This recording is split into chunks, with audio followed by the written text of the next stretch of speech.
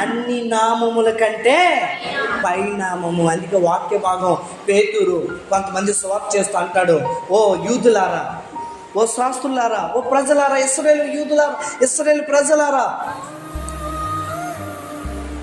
ఈ నామమును తప్ప భూలోకములైనను ఆకాశం మీదైనను ఈ భూలోకంలోనైనను ఎవరి నామం వలన రక్షణ కలగదు. దేవునికి స్తోత్రం, హల్లెలూయా. ఎవరి నామంలో రక్షణ కలుగుతుందండి? యేసు నామంలో మాత్రం రక్షణ కలుగుతుంది.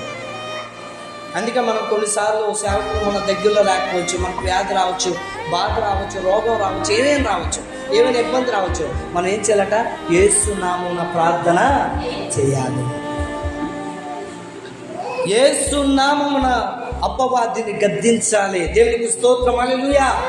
వాడు మీ వద్ద నుండి ఏమవుతాడు? పారిపోతాడు. దేవుని